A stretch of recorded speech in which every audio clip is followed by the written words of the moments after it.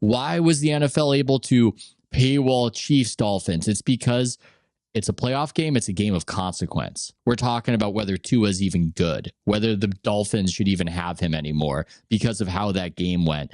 That's what compels people to pay money. And I mean, the NBA just, just Patrick has not been Mahomes in that doesn't hurt space either. Oh yeah, that's also Taylor Swift. That's the other theory. Yeah. Somebody asked me whether, how much of it was the Taylor Swift effect, and I just felt like that's got to be marginal. I mean, let's go to the Peacock thing. That's a good example because I had a couple cocktails and was arguing with fans, and then I woke up the next day. Like, I understand as whether you make $1 million a year or whether you make $30,000 a year, you're like, this is ridiculous, and it really, like, I understand where you're coming from. But there were a ton of people that work in the business. Like, guys, if you're over 40, 45 years old, you've seen the business of newspapers dying, radio's dead. It was like, we got to pivot to video. And everyone's like, can't pivot to video. Well, it's like, clearly that was the right move. NBC News is in shambles. These networks are falling apart. So if the streaming service does not work, they cannot continue. So if you're the NFL, they host the #1 television show in America Sunday night at NBC. For that network, like, this is not my grandma's television. Fox, NBC, CBS, ABC, those are never going to be constructed as they have been moving forward. The Super Bowl is going to be streamed. You could make the argument in less than 10 years. Like, buckle up, get ready. But the NBC with the Peacock, like, I get the average dude sitting home like, this is stupid. But this is not some sinister move, them trying to bleed you dry. It's, if Peacock does not work for NBC, we're going to fucking go under. This is going to be over. Yeah. Now, it might be 7 years, could be 15 years, but we are headed, like all these other situations, of a major problem, because the cost that we have to pay to be in business with the only thing that truly matters for us, the NFL, we got to make money. And listen, they're doing that. Like, there have been sinister things in regards to leagues and television. To me, that is more of a survival thing. And the NFL understands that because they've been in business now with streaming for a couple of years. And everyone's kind of rowing down the same stream, right? The NFL, I guess, could have pushed back and said, you got to put this on the broadcast beside the two, it was on in Miami and Kansas City, but for the whole nation. But I think they understand, especially the kids of the owners, like maybe Jerry or Robert Kraft. But I bet Jonathan Kraft and Steven understand it. Why? They got kids under 20 years old. Like, they see the way the world's going. Like, this. So for the media people, like, listen, Florio can be a little off the wall, but even he had takes like, guys, how are you guys complaining? You guys work it. You see where everything's going. It just drives me.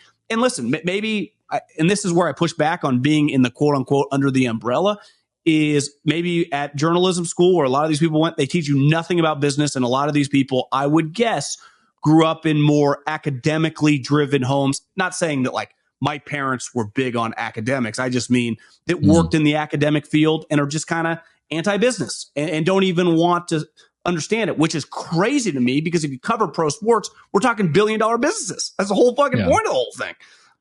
I have to defend my interests, John. I mean, that's what's crazy. I have to defend. We don't even get to the point where we can talk about some of the things I talk about on my site.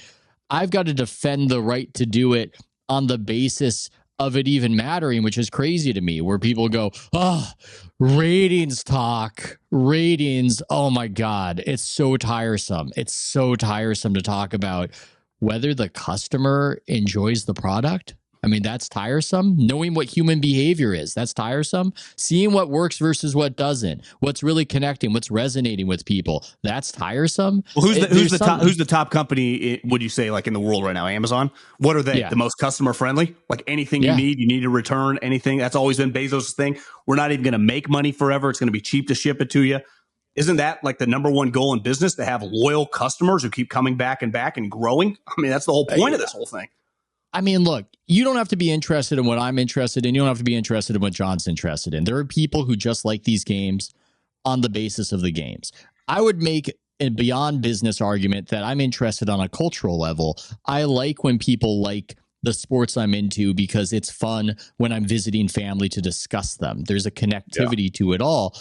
But there is an aspect in sports media, especially in the sports where maybe the interest has not been there as much recently, of putting your hands over your ears and going la la la la when these topics are talked about, not being realistic to what you're saying about what the future is bringing. And yeah, it's not fun to pay for streaming services. I obviously can't shit on people paying the paywall. But to what you're saying, yeah, I mean, that's where this is headed. It's headed for a reason. It's headed because the cable bundle, if it's not collapsing, it's declining. These networks are just these weird warehouses. They're almost like empty arenas right now that the NFL just happens to fill. When the Chiefs had that game over there in Europe, I think it might have been against the Dolphins in the regular season. Yeah, it was. I think it was in Germany. It was on early in the morning. Yeah, 6:30, I think, Pacific Standard Time. 94% of the televisions that were on in the Kansas City market were watching that game. Now, part of that is a story about how big the NFL is and how big it is in Kansas City. Part of it is a story about how small the competing television programming is. Because back in the day, if this was 15 years ago, you would have people watching their morning local news, whatever, tuned to other things. It's an empty warehouse right now that the only things that will really fill that arena, it's the stuff that compels payment, that compels people leaning forward and really wanting to know the result of. That's the reality we're in. Well, the other reality with the sport of football, one thing we learned in like 2020, depending on where you live, like there were a lot of empty football stadiums. Even in the South, they filled it, but in some of the stadiums, remember, did like the 30%. Like, think how stupid that was looking back. But football is the one sport that if they didn't sell a seat for the next 5 years, now it sucks as a viewer. We learned that, right? There's a huge element to having a crowd there, but would be relatively unfazed. I mean, they would be less rich, but like the money, their salary cap this year, I think, is like $225 million. I could be off $5 or $6 million either way. But they got from the media rights, I'm pretty sure around $400 million. So your salary cap, your players are your biggest expense, right? Well, then you still have $170 million to deal with. Well, after your coaching staff, which is your second biggest expense, you're not paying a lot of guys in the organization that much money. Scouts, ticket sales guys, some dudes that work in marketing and equipment. Like, you have the amount of extra money you have after paying everybody, even if you didn't make a penny from your stadium, they don't even break a sweat. So that means obviously some owners in the NFL and the way you finance deals, cash up front or non-cash up front, like you can manipulate it. And clearly some guys have more money than other guys. But even the guys with zero outside business, like Mark Davis, a Mike Brown that owns the Bengals, this dude in Scottsdale, Bidwell, right? That aren't, big moguls outside and have billions of dollars, can easily pay players.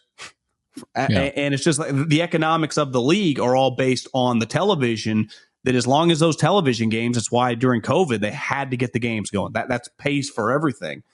And they weren't as dependent on people in the stands. So I just think their league. Now, I'm also, as being a football guy, I've lived through enough ebb and flows of sports. Like when I was really, really young, baseball was huge. So I am by no means just like staking my claim that football is going to be king for my entire life for the next 40 years.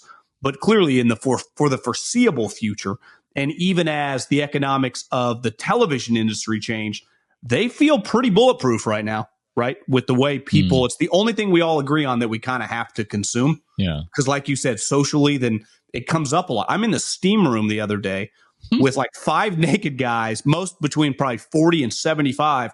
And people are talking Belichick and the Cowboys. Now, the game had just happened. It's obviously very timely.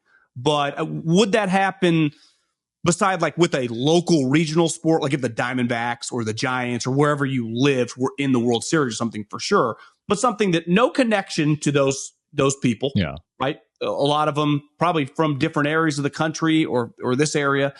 And it was a hot button topic. Like Belichick has to do this. And people are like, wait till Philly loses. And just the conversations, which excite me. But that's something that I think you get wherever you go. Like people have opinions on football that just isn't the case with these other sports, but it used to be the case.